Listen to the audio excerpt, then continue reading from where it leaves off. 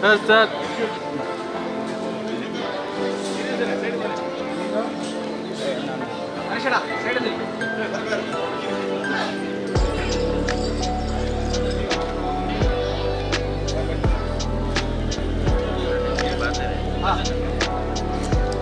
ನೋಡಿ ಸರ್ ಇಲ್ಲಿ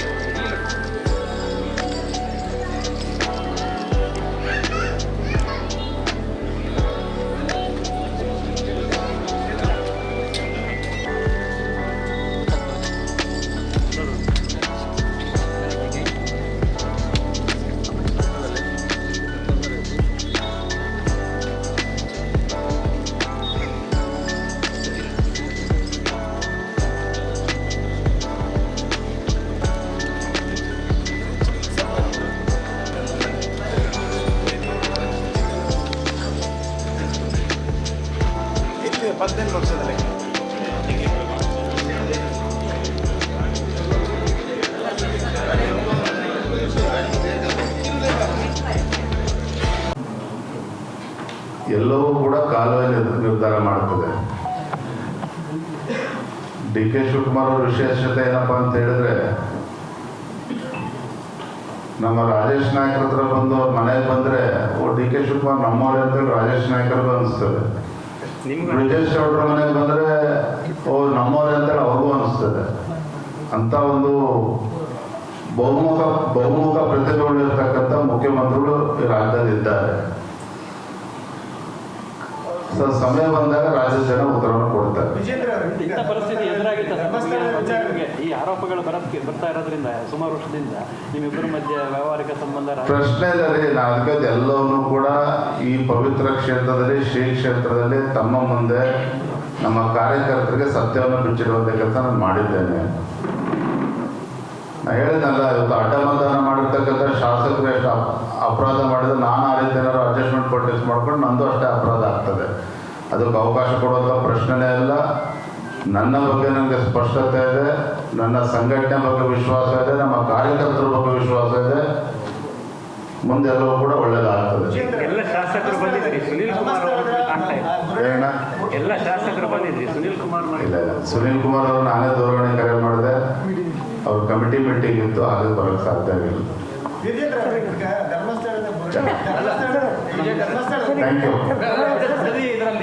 ಬಿಡದಿ ಈಗ ಭಾಳ ಡಿಸ್ಕಷನ್ ಆಗ್ತಾ ಇದೆ. ಈಗ ಕುಮಾರಸ್ವಾಮಿ ಅವರು ಅಲ್ಲಿಗೆ ಬನ್ನಿ, ಬಿಡದಿಗೆ ಅಲ್ಲಿ ಮಾಡಿ ಡಿಸ್ಕಷನ್ ಮಾಡೋಣ, ಫಾರ್ಮರ್ಸ್ ಜೊತೆ ರೈತರ ಜೊತೆ ನಾವು ಇದು ಮಾಡೋಣ ಅಂತ. ಈಗ ನಿಮ್ಮ ಪಾರ್ಟಿ ನಿಲುವು ಏನು ಇದ್ರೆ ಈ ಬಿಡದಿ ಟೌನ್ಶಿಪ್ ವಿಚಾರವಾಗಿ? ಮೊನ್ನೆ ದೆಹಲಿನಲ್ಲಿ ನಾನು ವಿಪಕ್ಷ ನಾಯಕರು ಆರ್ ಅಶೋಕ್ ಅವರು ಪ್ರಮುಖರೊಂದಿಗೆ ಚರ್ಚೆ ಮಾಡಿದ್ದೇವೆ. ಬಿಡದಿ ವಿಚಾರದಲ್ಲಿ ರೈತರನ್ನ ಒಕ್ಕಲೆಬ್ಬಿಸುವಂತ ಕೆಲಸ ಮಾಡೋದಕ್ಕೆ ಏನು ಸರ್ಕಾರ ಹೊರಟಿದೆ. ಅದಕ್ಕೆ ಭಾರತೀಯ ಜನತಾ ಪಾರ್ಟಿ ನಾವು ಕೂಡ ಅವಕಾಶನ ಕೊಡೋದಿಲ್ಲ.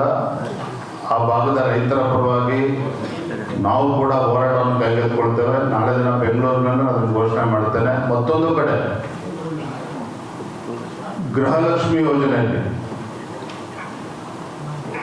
100 ಕೋಟಿ ರೂಪಾಯಿಗಳು ಇವತ್ತು ಅವ್ಯವಹಾರ ಆಗಿರ್ತಕ್ಕಂಥದ್ದು ಮೊನ್ನೆ CAG ರಿಪೋರ್ಟ್ನಲ್ಲೂ ಕೂಡ ಬಂದಿದೆ. ರಾಜ್ಯ ಮಟ್ಟದಲ್ಲಿ ಗ್ಯಾರಂಟಿ ಅನುಷ್ಠಾನ ಸಮಿತಿ ಅಧ್ಯಕ್ಷ ಮಾಡಿಕೊಂಡಿದ್ದಾರೆ, ಜಿಲ್ಲಾ ಮಟ್ಟದಲ್ಲಿದ್ದಾರೆ, ಪ್ರತಿ ವಿಧಾನಸಭಾ ಕ್ಷೇತ್ರ ಕೂಡ ಮಾಡಿಕೊಂಡಿದ್ದಾರೆ. 100 ಕೋಟಿ ರೂಪಾಯಿಗಳು ಅವ್ರಿಗೆ ಸರ್ಕಾರದ ಸಂಬಳವೂ ಕೂಡ ಹೋಗ್ತಾ ಇದೆ, ವ್ಯವಸ್ಥೆಗಳು ಕೊಟ್ಟಿದ್ದಾರೆ. ಇದರ ನಡುವೆ ಕೂಡ CAG ರಿಪೋರ್ಟಲ್ಲಿ ಈ ರೀತಿ ಒಂದು ವರದಿ ಬಂದಿದೆ ಅಂತ ಹೇಳಿದ್ರೆ, ನಾನು ತಮ್ಮ ಮುಖೇನ ರಾಜ್ಯದ ಮುಖ್ಯಮಂತ್ರಿಗಳಿಗೆ ನಾನು ಆಗ್ರಹ ಪಡಿಸ್ತೇನೆ. ಫಸ್ಟ್ ನಿಮ್ಮ ಗ್ಯಾರಂಟಿ ಅಧ್ಯಕ್ಷಗಳನ್ನ ಬರ್ಖಾಸ್ತು ಮಾಡಿ, ಸರ್ಕಾರಿ ಇವತ್ತು ಅಧಿಕಾರಿ ಒಬ್ಬರು ಮುಖ್ಯಮಂತ್ರಿಗಳಾಗಿ ಅಧಿಕಾರಿಗಳನ್ನ ವಿಶ್ವಾಸಕ್ಕೆ ತೆಗೆದುಕೊಳ್ಳಿ. ನಿಮ್ಮ ಕಾಂಗ್ರೆಸ್ ಕಾರ್ಯಕರ್ತರ ಮೇಲೆ ವಿಶ್ವಾಸ ಇದೆ, ಅಧಿಕಾರಿಗಳ ಮೇಲೆ ವಿಶ್ವಾಸ ಬರುವುದಾದ್ರೆ ಮುಖ್ಯಮಂತ್ರಿಗಳಿಗೆ, ನಿಮ್ಮ ಕಾಂಗ್ರೆಸ್ ಪುಡಾರಿಗಳಿಗೆ ಒಂದು ಗ್ಯಾರಂಟಿ ಸಮಿತಿ ಅನುಷ್ಠಾನದ ಅಧ್ಯಕ್ಷರನ್ನ ಮಾಡಿ ಒಂದು 100 ಕೋಟಿ ಹೊಡ್ಕೊಂಡಿದ್ದಾರೆ ಅಂದ್ರೆ ನಿಮ್ಮ ಪಕ್ಷವೇ ಕಾರಣ ಇದಕ್ಕೆ. ಹಾಗಾಗಿ ಗ್ಯಾರಂಟಿ ಅನುಷ್ಠಾನ ಸಮಿತಿ ಅಧ್ಯಕ್ಷರನ್ನ ಮನೆಗೆ ಕಳಿಸಿ ಅಧಿಕಾರಿಗಳನ್ನು ವಿಶ್ವಾಸಕ್ಕೆ ತೆಗೆದುಕೊಂಡು ಅಧಿಕಾರಿಗಳ ಮುಖೇನ ಅನುಷ್ಠಾನ ಮಾಡುವಂತ ಕೆಲಸ ಮಾಡಬೇಕು ಅನ್ನೋ ಆಗ್ರಹವನ್ನ ನಾನು ಮಾಡ್ತಾ ಇದ್ದೇನೆ. SIR ಪ್ರೊಸೆಸ್ ಈಗ 30th ಸ್ಟಾರ್ಟ್, ಈಗ ಎನ್ಯುಮರೇಷನ್ ಅದೆಲ್ಲ ನಿಮ್ಮ ಸಂಘಟನೆ ಇದರಿಂದ ಯಾವ ರೀತಿ ತಯಾರಾಗ್ತಾ ಇದ್ದೀರಿ ಈ SIR ಇದಕ್ಕೆ? SIR ವಿಚಾರದಲ್ಲೂ ಕೂಡ ಆಡಳಿತ ಪಕ್ಷ ಕಾಂಗ್ರೆಸ್ನವರು ಅಪಪ್ರಚಾರ ಮಾಡುವಂಥ ಕೆಲಸ ಮಾಡ್ತಾ ಇದ್ದಾರೆ. ಇದರ ನಡುವೆ ನಮ್ಮ ರಾಜ್ಯದ ಎಲ್ಲ 224 ವಿಧಾನಸಭಾ ಕ್ಷೇತ್ರಗಳಲ್ಲಿ ನಮ್ಮ ಸಂಘಟನೆ ಇದನ್ನು ಯಾವ ರೀತಿ ಜವಾಬ್ದಾರಿ ವಹಿಸ್ಕೊಳ್ಬೇಕು, ಈಗೆಲ್ಲ ನಮ್ಮ ಕಾರ್ಯಕರ್ತರ ಜವಾಬ್ದಾರಿಯನ್ನು ಕೂಡ ಕೊಟ್ಟಿದ್ದೇವೆ. ಏನು ವೋಟರ್ಸ್ ಲಿಸ್ಟ್ ಇದೆ, ಯಾರು ಇವತ್ತು ಡಬಲ್ ಎಂಟ್ರಿಗಳಿದ್ದಾವೆ, ಅಕ್ರಮವಾದ ಹೆಸರುಗಳು ಸೇರಿಕೊಂಡಿದ್ದಾವೆ. ಒಂದೇ ವಿಧಾನಸಭಾ ಕ್ಷೇತ್ರದಲ್ಲಿ 3 ಬೂತಲ್ಲೂ ಕೂಡ ಅಕ್ರಮ ಹೆಸರು ವೋಟರ್ ಲಿಸ್ಟ್ ಸೇರ್ತಕ್ಕಂಥ ಉದಾಹರಣೆಗಳು ಕೂಡ ಇದ್ದಾವೆ. ಈ ವಿಚಾರದಲ್ಲಿ ನಮ್ಮ ಕಾರ್ಯಕರ್ತರಿಗೆ ಜಾಗೃತಿ ಮೂಡಿಸುವಂಥ ಕೆಲಸ ಮಾಡಿದ್ದೇವೆ. ಅದನ್ನು ಗಮನಿಸ್ತಾರೆ ಖಂಡಿತ. ಥ್ಯಾಂಕ್ ಯು, ಧನ್ಯವಾದ.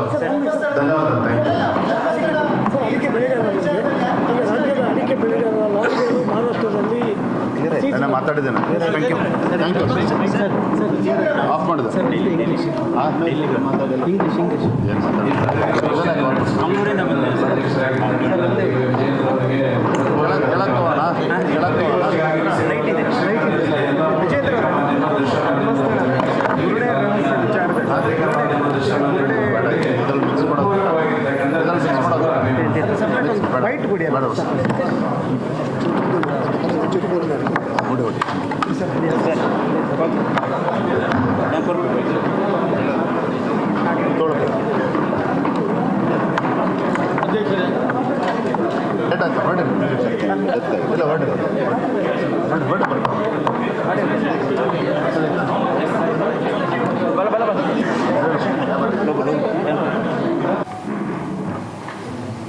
ಆತ್ಮೀಯ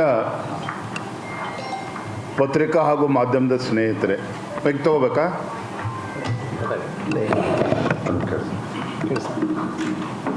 ಆತ್ಮೀಯ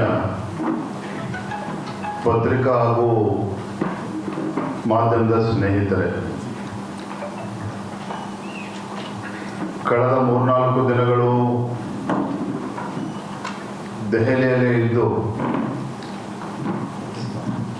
ನಮ್ಮ ಪಕ್ಷದ ಎಲ್ಲ ಹಿರಿಯ ನಾಯಕರನ್ನ, ರಾಷ್ಟ್ರೀಯ ನಾಯಕರುಗಳನ್ನು ಭೇಟಿ ಮಾಡಿ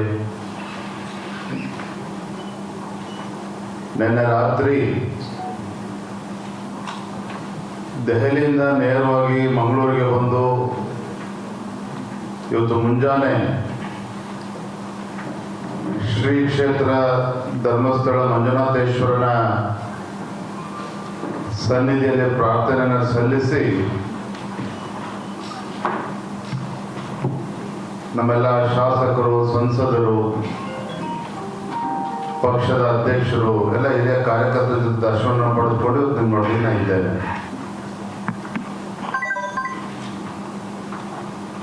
ನಾನು ಭಗವಂತನಲ್ಲಿ ಪ್ರಾರ್ಥನೆಯನ್ನು ಸಲ್ಲಿಸಿದ್ದೇನೆ. ಮಂಜುನಾಥೇಶ್ವರನ ಸನ್ನಿಧಿಯಲ್ಲಿ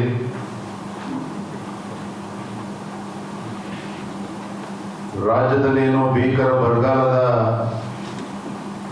ಪರಿಸ್ಥಿತಿ ನಿರ್ಮಾಣ ಆಗ್ತಾ ಇದೆ. ಅವೆಲ್ಲವೂ ಕೂಡ ಸರಿ ಹೋಗಿ ಸರಿಯಾದಂಥ ಮಳೆಯಾಗಿ ಈ ನಾಡಿನ ರೈತರ ಬದುಕನ್ನು ಹಸನಾಗಬೇಕು, ರೈತ ಬೆಳೆದಂಥ ಬೆಳೆಗೆ ಒಂದು ವೈಜ್ಞಾನಿಕ ಬೆಲೆ ಸಿಗಬೇಕು, ಆ ಒಳ್ಳೆ ದಿನಗಳು ಬರಲಿ ಅಂತೇಳಿ ಪ್ರಾರ್ಥನೆಯನ್ನು ಸಲ್ಲಿಸಿದ್ದೇನೆ. ಅದರ ಜೊತೆಗೆ ಮುಂದೆ ಕರ್ನಾಟಕ ರಾಜ್ಯದಲ್ಲಿ ಮತ್ತೊಮ್ಮೆ ಯಾವಾಗ ವಿಧಾನಸಭಾ ಚುನಾವಣೆ ಆದರೂ ಸಹ ಕರ್ನಾಟಕ ರಾಜ್ಯದಲ್ಲಿ ಮತ್ತೊಮ್ಮೆ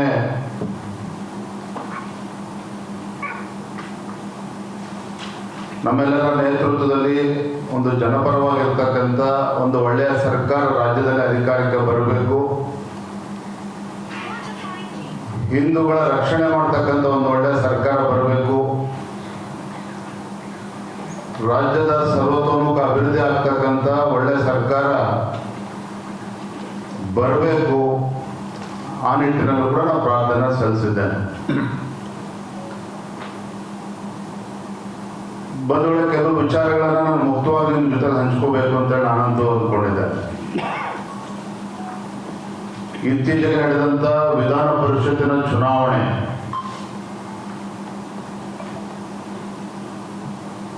ನಮ್ಮ ಇಬ್ಬರು ಅಭ್ಯರ್ಥಿಗಳು, ಲಿಂಗರಾಜ್ ಪಾಟೀಲ್ ಒಬ್ಬ ಪಕ್ಷದ ಹಿರಿಯ ಕಾರ್ಯಕರ್ತ, 37-38 ವರ್ಷಗಳ ಕಾಲ ಸತತವಾಗಿ ಸಂಘಟನೆಯ ವಿವಿಧ ಹುದ್ದೆಗಳನ್ನು ತೆಗೆದುಕೊಂಡು ಜವಾಬ್ದಾರಿಯನ್ನು ತೆಗೆದುಕೊಂಡು ದುಡಿದಂಥ ಲಿಂಗರಾಜ್ ಪಾಟೀಲ್ ಅವರನ್ನು ಅಭ್ಯರ್ಥಿಯಾಗಿ ಮಾಡಿದ್ವಿ. ಅತ್ಯಂತ ಹಿಂದುಳಿದ ಸಮಾಜ, ಮಡಿವಾಳ ಸಮಾಜಕ್ಕೆ ಸೇರಿದಂಥ ನಮ್ಮ OBC ಮೋರ್ಚಾದ ಅಧ್ಯಕ್ಷ ರಘು ಕೌಟಿಲ್ ಅವರನ್ನು ಕೂಡ ಅಭ್ಯರ್ಥಿಯನ್ನು ಮಾಡಿದ್ವಿ. ರಘು ಕೌಟಿಲ್ ಅವರು 29 ಮತಗಳನ್ನು ಪಡೆದರು. ಲಿಂಗರಾಜ್ ಪಾಟೀಲ್ ಅವರು 27 ಮತಗಳನ್ನು ಪಡೆದುಕೊಂಡು ಜಯಶಾಲಿ ಆಗಿದ್ದಾರೆ, ನಿಮಗೆ ತಿಳಿದಿರುವಂಥ ವಿಚಾರ. ಆದರೆ ಚುನಾವಣೆ ಸಂದರ್ಭದಲ್ಲಿ ನಡೆದಂಥ ಅಡ್ಡ ಮತದಾನ ನನ್ನನ್ನು ಸೇರಿದಂತೆ ರಾಜ್ಯದ ಲಕ್ಷಾಂತರ ಕಾರ್ಯಕರ್ತರು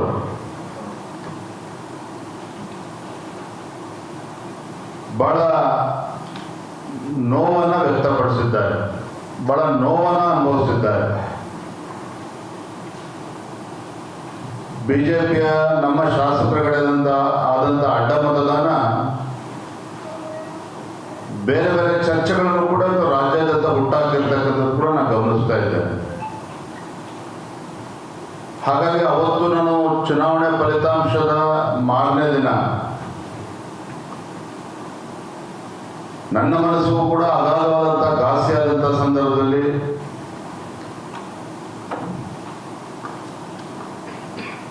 ಶಾಸಕಾಂಗ ಪಕ್ಷದ ಸಭೆ ಧರ್ಮಸ್ಥಳದಲ್ಲಿ ಆಗಬೇಕು, ಶಾಸಕರು ಸನ್ನಿಧಿಯಲ್ಲಿ ಸತ್ಯಾಸತ್ಯತೆ ತಿಳಿದುಕೊಳ್ಬೇಕು ಅಂತೇಳಿ ನಾನು ಹೇಳಿದ್ದು ನಿಜ. ನಾನು ಕೂಡ ಒಬ್ಬ ಭಾವನಾತ್ಮಕ ವ್ಯಕ್ತಿ.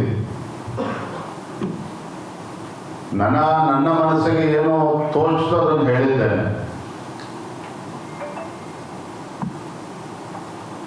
ಪಕ್ಷದ ಎಲ್ಲ ಹಿರಿಯ ನಾಯಕರ ಅಭಿಪ್ರಾಯದ ಮೇರೆಗೆ, ಇಲ್ಲ ವಿಜಯರವರೇ, ಇದಕ್ಕೆ ನಾವು ಅಲ್ಲಿ ತನಕ ತೆಗೆದುಕೊಂಡು ಹೋಗೋದು ಬೇಡ, ವರಿಷ್ಠರ ಗಮನಕ್ಕೆ ತರೋಣ, ಇಂದೆಲ್ಲ ನಾಳೆ ಸತ್ಯ ಏನು ಅಂಥೇಳಿ ಗೊತ್ತಾಗೇ ಆಗ್ತದೆ,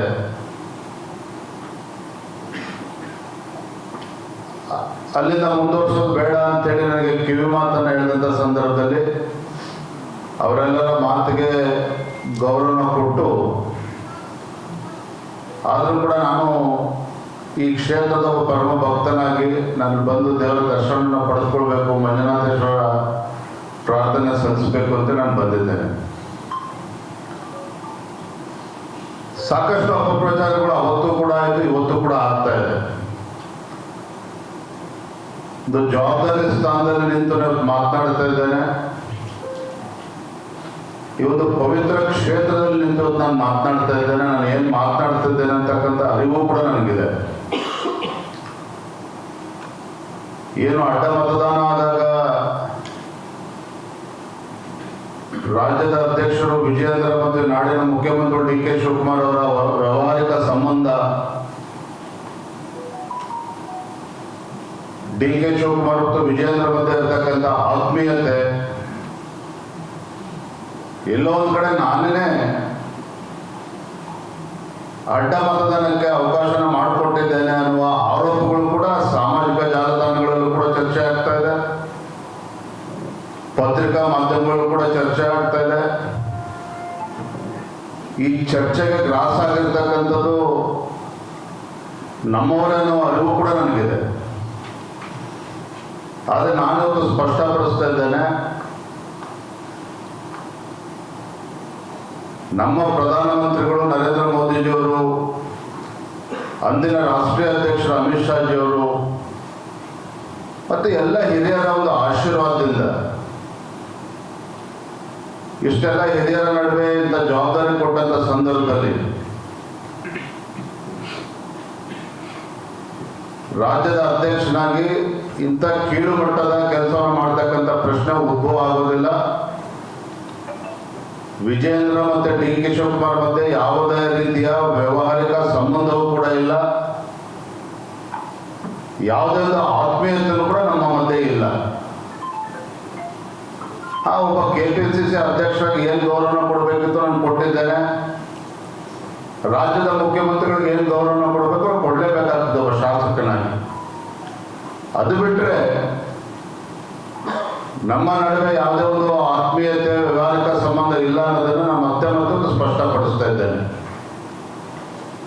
ನಾನು ಭಗವಂತನ ಪ್ರಾರ್ಥನೆ ಕೂಡ ಸಲ್ಲಿಸಿದ್ದೇನೆ, ಯಾರು ಈ ರೀತಿ ಅಪಪ್ರಚಾರವನ್ನು ಮಾಡ್ತಾ ಇದ್ದಾರೆ ಆ ಭಗವಂತ ಒಳ್ಳೇದು ಮಾಡಲಿ ಅನ್ನೋ ಪ್ರಾರ್ಥನೆ ಕೂಡ ನಾನು ಸಲ್ಲಿಸಿದ್ದೇನೆ.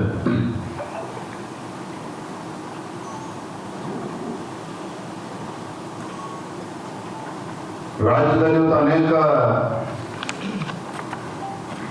ಜ್ವಲಂತ ಸಮಸ್ಯೆಗಳು ನಮ್ಮ ಮುಂದೆ ಇದ್ದಾಗ ಈ ಎಲ್ಲ ಸಮಸ್ಯೆಗಳನ್ನು ತೆಗೆದುಕೊಂಡು ಹೋರಾಟಗಳನ್ನು ನಡೆಸಿ ಈ ಭ್ರಷ್ಟ ಕಾಂಗ್ರೆಸ್ ಸರ್ಕಾರದ ಮುಖವಾಡವನ್ನ ಬಿಚ್ಚಿಡುವಂತ ಕೆಲಸ ನಿಮ್ಮೆಲ್ಲ ಕಾರ್ಯಕರ್ತರು ನಮ್ಮೆಲ್ಲ ಮುಖಂಡರ ನೇತೃತ್ವದಲ್ಲಿ ಆಗಬೇಕಾಗಿದೆ. ನನಗಂತೂ ವಿಶ್ವಾಸ ಇದೆ, ನಾನು ಅಹಂಕಾರದಿಂದ ಮಾತನ್ನ ಹೇಳ್ತಾ ಇಲ್ಲ. ರಾಜ್ಯದ ನಮ್ಮ ಪಕ್ಷದ ಸಂಘಟನೆ ಬಗ್ಗೆ ನನಗೆ ವಿಶ್ವಾಸ ಇದೆ, ರಾಜ್ಯದಲ್ಲಿರುವಂತಹ ನಮ್ಮ ಲಕ್ಷಾಂತರ ಕಾರ್ಯಕರ್ತರ ಶಕ್ತಿಯ ಬಗ್ಗೆ ನನಗೆ ವಿಶ್ವಾಸ ಇದೆ. ಏನಿಂತ ಒಂದು ಜನ ವಿರೋಧಿ, ಬಡವರ ವಿರೋಧಿ, ರೈತರ ವಿರೋಧಿ, ಯುವಕರ ವಿರೋಧಿ ಕಾಂಗ್ರೆಸ್ ಸರ್ಕಾರ ಏನಿದೆ, ಮುಂದೆ ಬರ್ತಕ್ಕಂಥ ದಿನಗಳಲ್ಲಿ ಇಂಥ ದುಷ್ಟ ಕಾಂಗ್ರೆಸ್ ಸರ್ಕಾರವನ್ನು ಬುಡ ಸಮೇತ ಕಿತ್ತಾಕುವಂತ ಕೆಲಸ ನಮ್ಮೆಲ್ಲರ ಕಾರ್ಯಕರ್ತರ ಶ್ರಮದಿಂದ ನಾವು ಮಾಡ್ತೇವೆ ಅನ್ನೋ ಸಂಪೂರ್ಣವಾಗಿರ್ತಕ್ಕಂಥ ವಿಶ್ವಾಸ ನನಗಿದೆ.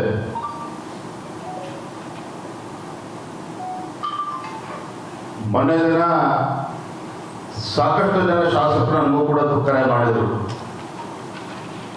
ಏನು ಹಿಂದೆ 2019 ನಂತರದಲ್ಲಿ ಕಾಂಗ್ರೆಸ್ ಜೆಡಿಎಸ್ ಕಾಂಗ್ರೆಸ್ ಸರ್ಕಾರ ಇದ್ದಾಗ ಕಾರಣಾಂತರಗಳಿಂದ 17 ಶಾಸಕರು ಕಾಂಗ್ರೆಸ್ ಪಕ್ಷವು ಸೇರಿದಂತೆ ಮಂತ್ರಿ ಇದ್ದವರು ಕೂಡ ರಾಜೀನಾಮೆ ಕೊಟ್ಟು ಬಂದಿದ್ದಾರೆ. 17 ಜನ ಶಾಸಕರು ರಾಜೀನಾಮೆ ಕೊಟ್ಟು ಬಂದರು. ಯಡಿಯೂರಪ್ಪನವರ ನಾಯಕತ್ವದ ಬಗ್ಗೆ ವಿಶ್ವಾಸನಿಟ್ಟು ಪಕ್ಷವನ್ನು ಸೇರಿಸಿಕೊಂಡ್ರು. ಉಪಚುನಾವಣೆಗಳು ಆಯಿತು. 17ರಲ್ಲಿ ಬಹುತೇಕ 15 ಜನ ಮತ್ತೆ ಗೆದ್ದು ಬಂದರು. ಸನ್ಮಾನ್ಯ ಯಡಿಯೂರಪ್ಪನವರ ನೇತೃತ್ವದಲ್ಲಿ ಒಳ್ಳೆ ಸರ್ಕಾರವನ್ನು ಕೂಡ ಕೊಟ್ಟಿದ್ದಾರೆ.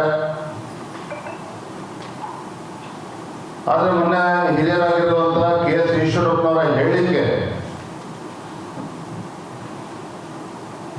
ಅನೇಕ ನಮ್ಮ ಶಾಸಕರು ಬೇಸರದಿಂದ ದೂರವಾಣಿ ಕರೆ ಮಾಡಿದರು. ಬಹುಶಃ ಈಶ್ವರಪ್ಪನವರು ಮರ್ತಿರ್ಬೋದು, ಏನು ಹಿಂದಿನ ಸರ್ಕಾರ ಸಿದ್ದರಾಮಯ್ಯ ನೇತೃತ್ವದ ಸರ್ಕಾರ 5 ವರ್ಷಗಳ ಕಾಲ ಆಡಳಿತ ನಡೆಸಿತು. ರಾಜ್ಯದಲ್ಲಿ 18ಕ್ಕೂ ಹೆಚ್ಚು ಹಿಂದೂ ಕಾರ್ಯಕರ್ತರ ಬರ್ಬರ ಹತ್ಯೆ ಆಯಿತು. ನೂರಾರು ಸಾವಿರಾರು ಕಾರ್ಯಕರ್ತರ, ಭಾಜಪ ಕಾರ್ಯಕರ್ತರು ಹಿಂದೂ ಕಾರ್ಯಕರ್ತರ ಮೇಲೆ ಮೊಕದ್ದಮೆಗಳನ್ನ ಹಾಕಿ ಕ್ರಿಮಿನಲ್ ಕೇಸಸ್ನ ಹಾಕಿ ಅವರನ್ನು ಕುಗ್ಗಿಸುವಂತ ಕೆಲಸವೂ ಕೂಡ ಷಡ್ಯಂತ್ರವೂ ಕೂಡ ಅಂದಿನ ಕಾಂಗ್ರೆಸ್ ಸರ್ಕಾರದಲ್ಲಿ ನಡೆಯಿತು.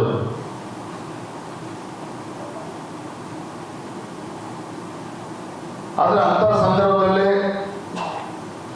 ಆ 17 ಜನ ಶಾಸಕರು, ಇವತ್ತು ಕೆಲವರು ಕಾಂಗ್ರೆಸ್ ಇರ್ಬೋದಿಲ್ಲ ಅಂತಲ್ಲ, ಆದರೆ ಅವತ್ತು ನಮ್ಮ ಜೊತೆ ಕೈ ಜೋಡಿಸ್ತಕ್ಕಂಥ ಪರಿಣಾಮವಾಗಿ ಒಳ್ಳೆ ಆಡಳಿತವನ್ನು ಕೂಡ ನಮ್ಮ ಭಾಜಪ ಸರ್ಕಾರ ಕೊಡೋದಕ್ಕೆ ಸಾಧ್ಯ ಆಯಿತು.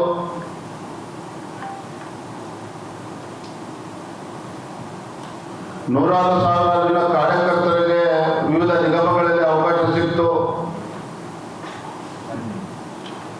ಬಹುಶಃ ಈಶ್ವರರು ಮರ್ತಿರ್ಬೇಕು, ಅವರು ಕೂಡ ಗ್ರಾಮೀಣಾಭಿವೃದ್ಧಿ ಸಚಿವರಾಗಿ ಏನೇನು ಕೆಲಸ ಮಾಡಿದ್ರೆ ಚರ್ಚೆ ಮಾಡೋದಕ್ಕೆ ಹೋಗಲ್ಲ, ನಾನು ಚಿಕ್ಕವನಾಗ್ತಾನೆ, ಕಾಂಟ್ರಾಕ್ಟರ್ ಆತ್ಮಹತ್ಯೆ ಮಾಡ್ಕೊಂಡು ಅವೆಲ್ಲವೂ ಕೂಡ ಈಗ ಪ್ರಸ್ತುತ ಏನಲ್ಲ. ಆದರೆ ಅವರು ಕೂಡ ಗ್ರಾಮೀಣ ಅಭಿವೃದ್ಧಿ ಸಚಿವರಾಗಿ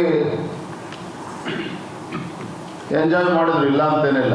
ಅದು ಎಲ್ಲವೂ ಕೂಡ ಮರ್ತೋಗಿದೆ ಅಂತ ಕಾಣ್ತದೆ. ನಾನು ನಮ್ಮ 63 ಶಾಸಕರಲ್ಲಿ ನಾನು ತಮ್ಮ ಮುಖೇನ ನಾನು ಹೇಳೋದಕ್ಕೆ ಇಷ್ಟಪಡ್ತೇನೆ. ಕಾಂಗ್ರೆಸ್ ಪಕ್ಷ ಏನು ಅಡ್ಡ ಮತದಾನದಲ್ಲಿ ಬೇರೆ ಹೆಸರುಗಳನ್ನು ತೇಲ್ಬಿಡ್ತಕ್ಕಂಥ ಕೆಲಸವೂ ಕೂಡ ನಡೀತಾ ಇದೆ. ಅದರಿಂದ ನಮ್ಮ ಶಾಸಕರುಗಳು ಕೂಡ ಬೇಸರವಾಗಿದ್ದಾರೆ. ಅಷ್ಟೇ ಅಲ್ಲ, ಶಾಸಕಗಳ ಕ್ಷೇತ್ರದಲ್ಲಿ ನಮ್ಮ ಶಾಸಕರನ್ನು ಕೂಡ ಅವಮಾನ ಮಾಡಿಕೊಡ್ತಕ್ಕಂಥ ಸಂದರ್ಭ ಕೂಡ ಸೃಷ್ಟಿಯಾಗಿದೆ. ನನ್ನ ಹರಿಹರದ BP ಹರೀಶ್ ಅವರ ಮಾತುಗಳನ್ನು ಕೂಡ ಕೇಳ್ತಾ ಇದ್ದೆ. ನಮ್ಮ ಬಗ್ಗೆನೇ ನಮ್ಗೆ ಅನುಮಾನ ಪಡ್ತಕ್ಕಂಥ ಪರಿಸ್ಥಿತಿ ನಿರ್ಮಾಣ ಆಗಿರ್ತಕ್ಕಂಥದ್ದು ಸತ್ಯ. ಯಾರು ಇವತ್ತು ಪಕ್ಷಕ್ಕೆ ದ್ರೋಹ ಬಗೆಯುವಂತ ಕೆಲಸ ಮಾಡಿದ್ದಾರೆ, ಖಂಡಿತ ನಮ್ಮ ಪಕ್ಷದ ವರಿಷ್ಠರು ಎಲ್ಲವನ್ನೂ ಕೂಡ ಗಮನಿಸ್ತಾ ಇದ್ದಾರೆ. ಸತ್ಯ ಇಂದಲ್ಲ ನಾಳೆ ಹೊರಗೆ ಬರಲೇಬೇಕಾಗ್ತದೆ, ಬಂದೇ ಬರ್ತದೆ.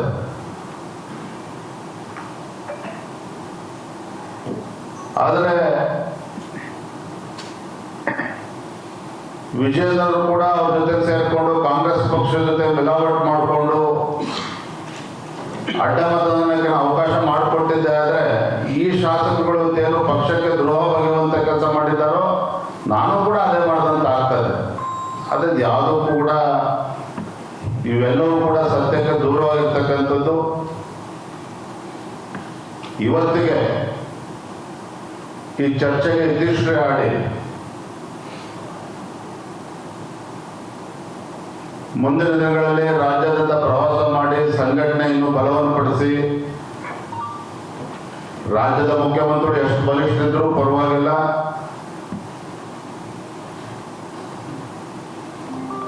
ಅವರ ಆರ್ಭಟ ಮತ್ತೊಂದು ಏನೇ ಇದ್ರೂ ಕೂಡ ನನಗೆ ಸಂಪೂರ್ಣ ವಿಶ್ವಾಸ ಇದೆ. ಮುಂದಿನ ದಿನಗಳಲ್ಲಿ ಮತ್ತೊಮ್ಮೆ ರಾಜ್ಯದಲ್ಲಿ ನಮ್ಮ ಪಕ್ಷದ ಎಲ್ಲ ಹಿರಿಯರ ನೇತೃತ್ವದಲ್ಲಿ ಮತ್ತೊಮ್ಮೆ ಭಾರತೀಯ ಜನತಾ ಪಾರ್ಟಿ ಸರ್ಕಾರ ಬರುತ್ತದೆ. ಒಳ್ಳೆ ಆಡಳಿತ ಕೊಡ್ತಕ್ಕಂಥ ಕೆಲಸವನ್ನು ಮಾಡ್ತೇವೆ. ಆದರೆ ಈಗಿನ ಪರಿಸ್ಥಿತಿ ಮುಂದಿನ 2 ವರ್ಷಗಳ ಕಾಲ ರಾಜ್ಯಾದ್ಯಂತ ಪ್ರವಾಸ ಮಾಡಿ ಎಲ್ಲ ಹಿರಿಯರ ಆಶೀರ್ವಾದದಿಂದ ಸಂಘಟನೆಗೆ ಶಕ್ತಿ ತುಂಬುವಂಥ ಕೆಲಸ ಮಾಡ್ತೇನೆ ಅನ್ನೋ ಮಾತನ್ನ ನಾನು ಈ ಸಂದರ್ಭದಲ್ಲಿ ತಿಳಿಸೋದಕ್ಕೆ ಇಚ್ಛಪಡ್ತೇನೆ. ವಿಜಯ್ ಈಗ ಯಾವ ರೀತಿ ಇದೆ? ಯಾಕಂದ್ರೆ ಇನ್ನೂ ನಿಮ್ಮ ರಿಪೋರ್ಟ್ ಇನ್ನೂ ಬಂದಿಲ್ಲ. ಯಾವಾಗ ಏನು ಮುಂದಿನ ಹೇಗೆ ಯಾವ ರೀತಿಯಿಂದ ಇದು ಅಡ್ಡಬಡ್ಡ ಗೌಪ್ಯ ಮತದಾನ ಅಲ್ಲ, ಹಾಗಾಗಿ ಯಾವ ರೀತಿಯಿಂದ ಇದು ಒಂದಂತೂ ಏನೇ ಗೌಪ್ಯ ಮತದಾನ ಆದರೂ ಕೂಡ ಇವತ್ತಲ್ಲ ನಾಳೆ ಸತ್ಯ ಗೊತ್ತಾಗೇ ಆಗ್ತದೆ. ಕೇಂದ್ರದಲ್ಲಿ ನಮ್ಮದೇ ಸರ್ಕಾರ ಇದೆ, ಎಲ್ಲ ಮಾಹಿತಿಗಳನ್ನು ಅವರು ಕೂಡ ತೆಗೆದುಕೊಳ್ತಾ ಇದ್ದಾರೆ. ಯಾರ ಪಕ್ಷಕ್ಕೆ ದ್ರೋಹ ಬಗೆಯುವಂತ ಕೆಲಸ ಮಾಡಿದ್ದಾರೆ ಅದು ಇಲ್ಲಿಗೆ ಬಿಡೋದಕ್ಕೆ ಸಾಧ್ಯ ಇಲ್ಲ. ವರಿಷ್ಠರು ಕೂಡ ಬಹಳ ಗಂಭೀರ ತೆಗೆದುಕೊಂಡಿದ್ದಾರೆ. ವರದಿ ನಾನು ಮಾತಾಡ್ತೇನೆ, ಯಾಕಂದ್ರೆ ನಾನು CT ರವಿ ಅವ್ರ ಜೊತೆ ಮಾತಾಡೋಕೆ ಸಾಧ್ಯ ಆಗಿಲ್ಲ. ಬೆಂಗಳೂರು ತಲುಪಿದ ಮೇಲೆ ಪ್ರವೀಣ್ ಅವ್ರ ಜೊತೆ ಕೂಡ ಮಾತಾಡ್ತೇನೆ. CT ರವಿ ಅವರು ಸತ್ಯಶೋಧನಾ ಸಮಿತಿ ಅಧ್ಯಕ್ಷರಾಗಿ ಅವರು ಒಂದು ಪ್ರಾಥಮಿಕ ವರದಿಯನ್ನು ಕೊಡ್ತೀನಿ ಅಂತ ಹೇಳಿದ್ರು. ಆ ವರದಿಯನ್ನು ಕೊಟ್ಟಾಗಿದೆ. ನಾನು ಹೇಳ್ದಲ್ಲ, ನಾನು ಕಳೆದ 3-4 ದಿನ ದೆಹಲಿಯಲ್ಲಿ ಇದ್ದಂಥ ಕಾರಣ ನನಗೆ ಯಾವುದೇ ವರದಿನ ಕಳಿಸಿಲ್ಲ. ನಾನು ಇವತ್ತು ಮಾತಾಡ್ತೇನೆ ಅವ್ರ ಜೊತೆ. ಇನ್ನೊಂದು ಇವತ್ತು ಮುಂದೆ ST ಸೋಮಶೇಖರ್ ಅವರು ಒಂದು ಸ್ಟೇಟ್ಮೆಂಟ್ ಕೊಡ್ತಾರೆ. ಈ ಅಡ್ಡ ಮತದಾನಕ್ಕೆ ಒಂದು ವಿಜಯೇಂದ್ರ ಅವರು ಹಾಗೇನೆ ಅಶೋಕ್ ಅವರ ಕಾರಣ. ಅವರು ಫಸ್ಟ್ ಹೋಗ್ಕೊಂಡು ಧರ್ಮಸ್ಥಳಕ್ಕೆ ಹೋಗಿ ಹಣ ಪ್ರಮಾಣ ಮಾಡಿ. ಇನ್ನೊಂದು ಇದೆಲ್ಲ ಏನು ಗೊಂದಲ ಇದೆ, ಇದಕ್ಕೆ ಶೋಭಾ ಕರಂದ್ಲಾಜೆ ಅವರು ನೇರ ಕಾರಣ ಅಂತ ಹೇಳಿದರು. ST ಸೋಮಶೇಖರ್ ಅವರು ನಮ್ಮ ಪಕ್ಷದ 3 ಶಾಸಕರ ಜೊತೆ ಸಂಪರ್ಕದಲ್ಲಿದ್ದರು ಅನ್ನೋ ಮಾಹಿತಿ ನಮಗೆ ಸಿಕ್ಕಿದೆ. ಹಾಗಾಗಿ ಅವ್ರನ್ನ ಪ್ರೊಟೆಕ್ಟ್ ಮಾಡ್ತಕ್ಕಂಥ ಪ್ರಯತ್ನ, ಈ ರೀತಿ ಉಡಾಫೆ ಮಾತುಗಳನ್ನು ಆಡೋ ಮೂಲಕ ಆ ಪ್ರಯತ್ನ ಮಾಡ್ತಾ ಇದ್ದಾರೆ. ಬರುವಂಥ ದಿನಗಳಲ್ಲಿ ಗೊತ್ತಾಗ್ತದೆ ಎಲ್ಲ ವಿಚಾರ. ಸರಿ, ಇದು ಮಾಜಿ CM ಇವರು DV ಸದಾನಂದ ಗೌಡರು ಅವರು ಈ ಹಿಂದೆ ಕೂಡ ಹೇಳಿದ್ರು, ಒಮ್ಮೆ 2-3 ಸಲ ಹೇಳಿದರು. ನಾನಂದರೆ ಈ ಮೊದಲೇ ನಾನು ಪಕ್ಷದ ಇವರಿಗೆ ನಾಯಕರಿಗೆ ಗಮನಕ್ಕೆ ತಂದಿದ್ದೆ, ಈ ಥರ ಸಂಪರ್ಕದಲ್ಲಿದ್ದಾರೆ ಅಂತೇಳಿ, ಆದರೂ ಯಾರೂ ಕ್ರಮ ಕೈಗೊಳ್ಳಲಿಲ್ಲ ಅಂತೇಳಿ ಅವರು ಹೇಳಿ. DV ಸದಾನಂದ ಗೌಡರು ಅಡ್ಡ ಮತದಾನ ಅಂದರೆ ಮತದಾನ ಆದಮೇಲೆ ಮಾರದಿನ ನನಗೂ ಕೂಡ ದೂರವಾಣಿ ಕರೆ ಮಾಡಿದ್ರು. ನಾನು ನಿಮಗೆ ಅಧ್ಯಕ್ಷ, ನಿಮಗೆ ರೀಚ್ ಆಗ್ತಕ್ಕಂಥ ಪ್ರಯತ್ನ ಮಾಡಿದೆ, ನೀವು ಫೋನ್ ಸಿಗಲಿಲ್ಲ, ಆದರೆ ನಿಮ್ಮ ಪ್ರಧಾನ ಕಾರ್ಯದರ್ಶಿಗೆ ನಾನು ದೂರವಾಣಿ ಕರೆ ಮಾಡಿ ಮಾಹಿತಿನ ಕೊಟ್ಟಿದ್ದೆ ಅನ್ನೋ ಮಾತನ್ನು ಹೇಳಿದ್ದಾರೆ. ನನಗನ್ನಿಸ್ತದೆ ನಮ್ಮ ಪಕ್ಷದ ಹಿರಿಯ ನಾಯಕರು, ಮಾಜಿ ಮುಖ್ಯಮಂತ್ರಿಗಳು ಆ ಮಾತನ್ನು ಹೇಳಿದ್ರೆ ನಮ್ಮ ಪ್ರಧಾನ ಕಾರ್ಯದರ್ಶಿ ಕೂಡ ನಾನು ದೂರವಾಣಿ ಕರೆ ಮಾಡಿ ಕೇಳಿದೆ. ನಾನು ಅವರು ಹೌದು ಸದಾನಗೌಡರು ಫೋನ್ ಮಾಡಿದ್ರು, ಆದರೆ ಸ್ಪೆಸಿಫಿಕ್ ಆಗಿ ಯಾವುದೂ ಮಾಹಿತಿ ಕೊಡಲಿಲ್ಲ. ಇಲ್ಲ ಅಧ್ಯಕ್ಷರು ತಿಳಿಸಿ ಅದೇ ಕಾರಣಕ್ಕೂ 28 ಗೆಲ್ಲದೆ ನಮಗೆ 27.65 ವೋಟ್ಗಳು ಬೇಕಿತ್ತು. ಸೊ 28 ಮತಕ್ಕೆ ಸೀಮಿತ ಆಗೋದು ಬೇಡ, ಕನಿಷ್ಠ 29-30 ವೋಟನ್ನು ತೆಗೆದುಕೊಳ್ಳಿ. 28ಕ್ಕೆ ಸೀಮಿತ ಆಗೋದು ಬೇಡ, ರಾಜ್ಯಾಧ್ಯಕ್ಷರ ಗಮನಕ್ಕೆ ತಗೊಬನ್ನಿ. ಕೆಲವು ಶಾಸಕರನ್ನ ಕಾಂಟ್ಯಾಕ್ಟ್ ಮಾಡ್ತಕ್ಕಂಥ ಪ್ರಯತ್ನ ಕಾಂಗ್ರೆಸ್ ಅವರು ಮಾಡ್ತಾ ಇದ್ದಾರೆ. So it was a generalise statement given by DV Sadananda ಗೌಡಜಿ. ಹಾಗಾಗಿ ನಾನು ಬೆಂಗಳೂರು ಹೋದ್ಮೇಲೆ ಅವ್ರನ್ನೂ ಕೂಡ ಭೇಟಿ ಮಾಡ್ತೇನೆ. ಮಾನ್ಯ CT ರವಿ ಅವ್ರಿಗೆ ಅವರ ಹೇಳಿಕೆಯನ್ನು ನೋಡಿದಾಗ ತಕ್ಷಣ CT ರವಿ ಅವ್ರಿಗೂ ಕೂಡ ಹೇಳಿದೆ, ಸದಾನಂದ ಗೌಡರನ್ನು ಕೂಡ ಭೇಟಿ ಮಾಡಿ ಮಾಹಿತಿಯನ್ನು ಪಡೆದುಕೊಳ್ಳಿ ಅಂತ ಕೂಡ ಹೇಳಿದ್ದೇನೆ. ಸದಾನಂದ ಗೌಡರು ಒಳ್ಳೆಯ ಉದ್ದೇಶದಿಂದ ಹೇಳಿದ್ದಾರೆ, ಅದ್ರ ಬಗ್ಗೆ ನಾನು ಪ್ರಶ್ನೆ ಮಾಡ್ತಾ ಇಲ್ಲ. ಸೊ ಈ ರೀತಿ 18ನೇ ತಾರೀಕು ಮತದಾನ ಇದ್ದಾಗ 2-3 ದಿನಗಳ ನಮ್ಗೆ ಈ ರೀತಿ ಮಾಹಿತಿಗಳು ಬರ್ತಾನೆ ಇತ್ತು. ಆ ರೀತಿ ನಾನು ಶಾಸಕರ ಬಗ್ಗೆ ಅನುಮಾನ ಪಡ್ಕೊಂಡು ಹೋಗಿದ್ರೆ 63 ಶಾಸಕರ ಮೇಲೆ ಕೂಡ ಅನುಮಾನ ಪಡ್ತಕ್ಕಂಥ ಪರಿಸ್ಥಿತಿ ನಿರ್ಮಾಣ ಆಗ್ತಾ ಇದೆ. ಈಗ ಈಶ್ವರಪ್ಪ ಅವರು ನೀವು ಪ್ರಸ್ತಾಪ ಮಾಡಿ ಈಶ್ವರಪ್ಪ ಅವರು ಸ್ಟೇಟ್ಮೆಂಟ್ ಕೊಟ್ಟಿದ್ದಾರೆ. ಅವ್ರು ಒಂದು ಕಡೆ ಈ ಹಿಂದೆ ಕುದುರೆ ವ್ಯಾಪಾರ ಆಗಿದ್ರ ಬಗ್ಗೆ ಮಾತಾಡಿದ್ದಾರೆ. ಇನ್ನೊಂದು ಈಗ ಈ ಇದರಲ್ಲಿ ವಿಧಾನ ಪರಿಷತ್ ಚುನಾವಣೆ ನಟ ಮತದಾನಕ್ಕೆ ಕುದುರೆ ವ್ಯಾಪಾರ ಆಗಿದೆ, ಅದರಲ್ಲಿ ನಿಂತಿದೆ ಅಂತ ಹೇಳಿದ್ದಾರೆ. ಅದರ ಬಗ್ಗೆ ಏನು ಹೇಳ್ತಾರೆ? ಈಶ್ವರಪ್ಪನವರು ಶಾಸಕರು ಅಲ್ಲ, ಮತ್ತು ಪಕ್ಷದಿಂದ ಇವತ್ತು ಪಕ್ಷದಲ್ಲೂ ಕೂಡ ಇಲ್ಲ. ಹಾಗಾಗಿ ನಾವು ಹೇಳಿಕೆಗೆ ನಾನು ಹೆಚ್ಚು ಮಹತ್ವವನ್ನು ಕೊಡೋದಿಲ್ಲ. ಆದರೆ ನಮ್ಮ ಶಾಸಕರ ಬಗ್ಗೆ ಅವರು ಉಲ್ಲೇಖ ಮಾಡಿದ ಕಾರಣಕ್ಕೆ ನಾನು ಉತ್ತರ ಕೊಡಲೇಬೇಕಾಗಿತ್ತು, ಅದು ಕೊಟ್ಟಿದ್ದೇನೆ. ಸರ್, ಇವಾಗ ಒಂದು ಕಡೆಯಿಂದ ಅಡ್ಡ ಮತದಾನ, ಇನ್ನೊಂದು ಕಡೆಯಿಂದ ನಿಮ್ಮ ಕಾರ್ಯಕರ್ತರ ಆಕ್ರೋಶ, ಮತ್ತು ನಿಮ್ಮ ಪಕ್ಷದ ಕೆಲವೊಂದು ಶಾಸಕರು ಕೂಡ ಕೆಲವೊಂದು ನಿಮ್ಮ ವಿರೋಧವಾಗಿ ಮಾತನಾಡಿದ್ರು. ಅಂದರೆ ನಿಮ್ಮ ನಾಯಕತ್ವದ ಮೇಲೆ ಏನಾದರೂ ಆಕ್ರೋಶ ವ್ಯಕ್ತವಾಗಿದೆ ಸರ್? ಅಂದರೆ ಒಂದೊಂದು ಕಡೆ ಸೋಮಣ್ಣ ಬರಬೇಕು, ಅರವಿಂದ್ ಇವ್ರದ್ದು ಅರವಿಂದ್ ಬೆಲ್ಲದ ಹೆಸರು ಕೂಡ ಕೇಳಿ ಬರ್ತಾ ಇದೆ ಸರ್. ನನ್ನ ಟೈಮ್ ಚೆನ್ನಾಗಿದೆ ಅಷ್ಟೇ ಹೇಳ್ಬೋದು. ಅಲ್ಲ, ನೀವೊಂದು ಹೇಳಿದ್ರಿ ನಮ್ಮವರೇ ಈ ಅಪಪ್ರಚಾರ ಎಲ್ಲ ಆಗಲಿಕ್ಕೆ ಮೀಡಿಯಾ ಮತ್ತು ಸೋಷಿಯಲ್ ಮೀಡಿಯಾದಲ್ಲಿ ನಮ್ಮವರೇ ಕಾರಣ ಅಂತ ಹೇಳಿದ್ರಿ. ಈ ನಾನು ಕಳೆದ 2.25 ವರ್ಷ ನಾನು ಕೂಡ ಗಮನಿಸ್ತಾ ಇದ್ದೇನೆ. ನನ್ನ ನಡವಳಿಕೆ ಬಗ್ಗೆ ನನಗೆ ಯಾವುದೇ ರೀತಿ ಅನುಮಾನಗಳಿಲ್ಲ. ಹಿರಿಯರನ್ನ ವಿಶ್ವಾಸಕ್ಕೆ ತೆಗೆದುಕೊಂಡು ಹೋಗೋದಿಲ್ಲ ಅಂತ ಹೇಳಿದ್ರೆ ನಾನು unfit to be a party president. ಅದು ನನ್ನ ಕಡೆಯಿಂದ ಅಂತ ಅಪಚಾರ ಆಗಿದೆ ಅಂತ ನನಗಂತೂ ಅನ್ನಿಸ್ತಾ ಇಲ್ಲ. ಹಾಗಾಗಿ ನಾನು ಕೂಡ ನನಗೆ ನಾನು ಪ್ರಶ್ನೆ ಮಾಡ್ಕೊಳ್ತಾ ಇದ್ದೇನೆ, ಎಲ್ಲಿ ಹಿಡುತ್ತಾ ಇದ್ದೇನೆ, ಎಲ್ಲಿ ಅಂತೇಳಿ ನಾನು ಪ್ರಶ್ನೆ ಮಾಡ್ಕೊಳ್ತಾ ಇದ್ದೇನೆ. ಆದರೆ ಎಲ್ಲದಕ್ಕೂ ಕೂಡ ಬರುವಂಥ ದಿನಗಳು ಉತ್ತರ ಸಿಗ್ತದೆ. ಹಿರಿಯರಿಗೆ ಅಗೌರವ ಮಾಡ್ತಕ್ಕಂಥ ಪ್ರಶ್ನೆ ಉದ್ಭವ ಆಗೋದಿಲ್ಲ, ಅದರ ಅವಶ್ಯಕತೆಯೂ ಕೂಡ ನನಗಿಲ್ಲ. ಇವತ್ತು ಬೇರೆ ಬೇರೆ ಹೆಸರುಗಳನ್ನ ಉಲ್ಲೇಖ ಮಾಡಿದರೆ ನಾವು ಯಾರ ಬಗ್ಗೆನೂ ಕೂಡ ಹೆಚ್ಚು ಚರ್ಚೆ ಮಾಡೋದಕ್ಕೆ ಹೋಗೋದಿಲ್ಲ. ರಾಜ್ಯದಲ್ಲಿ ಯಾರಿಗೆ ಪಕ್ಷದ ಜವಾಬ್ದಾರಿನ ಕೊಟ್ಟರೆ ಮುಂದೆ ಪಕ್ಷಕ್ಕೆ ಒಳ್ಳೇದಾಗ್ತದೆ ಎಲ್ಲವನ್ನು ಕೂಡ ಚರ್ಚೆ ಮಾಡಿ ಅದು ರಾಷ್ಟ್ರೀಯ ನಾಯಕರು ತೀರ್ಮಾನವನ್ನು ಕೊಟ್ಟಿರುವಂಥದ್ದು. ಬರುವಂಥ ದಿನಗಳು ಎಲ್ಲವೂ ಕೂಡ ಸರಿ ಹೋಗ್ತದೆ. ನನ್ನ ನಡವಳಿಕೆ ನೋಡೋ ನಿಮ್ಗೆ ಅನಿಸುತ್ತಾ ಹಿರಿಯರಿಗೆ ಗೌರವ ಕೊಡಲ್ಲ ಅಂತೇಳಿ. ಸೊ ಬರೋದ್ರಿಂದ ಎಲ್ಲವೂ ಕೂಡ ಸರಿ ಹೋಗ್ತದೆ. ಧರ್ಮಾಧಿಕಾರಿಯವರ ಜೊತೆ ಮಾತಾಡಿದ್ರಿ ಆಣೆ ಪ್ರಮಾಣದ ಬಗ್ಗೆ ಅಥವಾ ಈ ಯಾವುದು ಕೂಡ ಚರ್ಚೆ ಮಾಡಿ. ಈಗ ನಿಮಗೆ ಇದರಲ್ಲಿ ಅಡ್ಡ ಮತದಾನ ಆಗಿದ್ರ ಬಗ್ಗೆ ಈಗ ಚರ್ಚೆಗಳು ಆಗ್ತಾ ಇದೆ. ಇದರಲ್ಲಿ DK ಶಿವಕುಮಾರ್ ಅವರ ಪಾತ್ರ ಬಗ್ಗೆನೂ ಆರೋಪಗಳು ಕೇಳಿ ಬರ್ತಾ ಇದೆ. ನಿಮ್ಗೆ ಏನನ್ಸುತ್ತೆ, ಇದರಲ್ಲಿ ಅಡ್ಡ ಮತದಾನದಲ್ಲಿ ಅವರ ಪಾತ್ರ ಇದೆಯಾ ಅಥವಾ ಕುದುರೆ ವ್ಯಾಪಾರ ಏನಾದರೂ ಆಗಿದೆ ಅಂತ? ನನ್ನ ಬಗ್ಗೆ ಏನು ಅನುಮಾನಗಳು ಹುಟ್ಟಾಕಿದ್ರು ಅದ್ರ ಬಗ್ಗೆ ನಾನು ಸ್ಪಷ್ಟನೆ ನೀಡಿದ್ದೇನೆ. DK ಶಿವಕುಮಾರ್ ಅವ್ರ ಪಾತ್ರ ಇದೆಯಾ ಇಲ್ವಾ ನಮ್ಮ ಶಾಸಕರು ಯಾರು ಕೂಡ ವಾಲಂಟಿಯರಾಗಿ ಹೋಗಂತ ವೋಟ್ ಮಾಡೋದಕ್ಕೆ ಸಾಧ್ಯ ಇಲ್ಲ. ಹಾಗಾಗಿ ಯಾರ್ಯಾರ ಪ್ರಯತ್ನ, ಯಾರ್ಯಾರು ಷಡ್ಯಂತ್ರಗಳಿತ್ತು ಎಲ್ಲ ಕೂಡ ಗೊತ್ತಾಗ್ತದೆ. ಎರಡು ವರ್ಷದಲ್ಲಿ ಎಲೆಕ್ಷನ್ ಬರ್ತಾ ಇದೆ. ಈಗ ಏನಾದ್ರು ನಿಮಗೆ ಮುಂದೆ CM ಸ್ಥಾನಕ್ಕೆ ಹೋಗಬಾರ್ದು ಅಂತ ಹೇಳಿ ಎಲ್ಲ ರಾಜ್ಯಾಧ್ಯಕ್ಷ ಸ್ಥಾನದಲ್ಲಿ ಕಂಟಿನ್ಯೂ ಆದರೆ CM ಸ್ಥಾನ ತಪ್ಪಿಸೋದಕ್ಕೆ ಅಂದರೆ ಈ ಟೈಪ್ ಏನಾದರೂ ನಿಮ್ಮ ಪಕ್ಷದಲ್ಲೇ ಈ ರೀತಿ ನಡೀತಾ ಇದೆ? ನಮ್ಮವರೇ ರಾಷ್ಟ್ರೀಯ ನಾಯಕರ ಸಮ್ಮುಖದಲ್ಲೇ ರಾಜ್ಯ ನಾಯಕರ ಇದ್ದಂಥ ಸಂದರ್ಭ ನಾನು ಸ್ಪಷ್ಟವಾಗಿ ತಿಳಿಸಿದ್ದೇನೆ. ನನ್ನನ್ನು ನೀವು ಅಧ್ಯಕ್ಷ ಮಾಡಿರ್ತಕ್ಕಂಥದ್ದು ಪಕ್ಷ ಸಂಘಟನೆ ಬಲಪಡಿಸಿ ಅಂತೇಳಿ ರಾಜ್ಯದ ಮುಖ್ಯಮಂತ್ರಿ ಆಗಬೇಕು ಅಂತಲ್ಲ. ನಮ್ಮ ಹಿರಿಯರು ಆ ಮಾನಸಿಕ ಸ್ಥಿತಿಯಿಂದ ಹೊರಗೆ ಬರಬೇಕು. And we have to work as a team.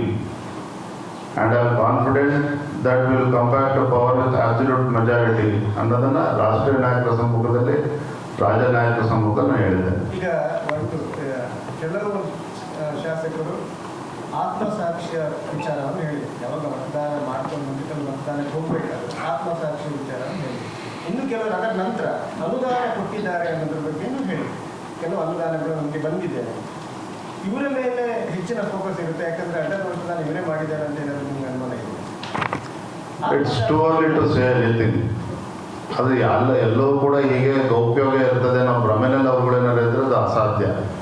ಗೊತ್ತಾಗೇ ಆಗ್ತದೆ, ವಿಷಯ ಗೊತ್ತಾಗ್ತದೆ ಯಾರ್ಯಾರು. ಫಲಿತಾಂಶದ ಮಾರನೇ ದಿನ ಧರ್ಮಸ್ಥಳದ ಹೆಸರು ತೆಗೆದಿರೋದ್ರಿಂದ ಏನಾದರೂ ತಪ್ಪು ಕಾಣಿಕೆ ಹಾಕುವಂಥದ್ದು ಏನಾದರೂ ಮಾಡಿದರೆ ಇವತ್ತು? ನಾ ಯಾವುದೇ ತಪ್ಪನ್ನು ಮಾಡಿಲ್ಲ. ಪ್ರಮಾಣವಚನ ತೆಗೆದುಕೊಳ್ಬೇಕಾದ್ರೆ ಏನು ಮಾಡ್ತಾರೆ, ಭಗವಂತನ ಹೆಸರಿನಲ್ಲಿ ನಾನು ಅಂತೇಳಿ ಪ್ರಮಾಣವಚನ ತೆಗೆದುಕೊಳ್ತಾರೆ.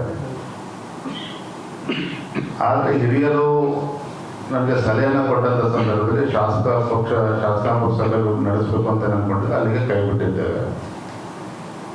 ಆದರೆ ನನ್ನ ಮನಸ್ಸಾಕ್ಷಿ ಏನು ಹೇಳ್ತದೆ ಅದು ನಾನು ಮಾಡಿದ್ದೇನೆ. ಬಂದು ಭಗವಂತನ ದರ್ಶನ ಪಡಿಬೇಕಿತ್ತು, ಬಂದಿದ್ದೇನೆ. ಒಬ್ಬ ಭಕ್ತನಾಗಿ ಬಂದಿದ್ದೇನೆ ಅಷ್ಟೇ. ಅಡ್ಡ ಮತದಾನ ಮಾಡಿದವರು ಏನಾದರೂ ಪ್ರಾರ್ಥನೆ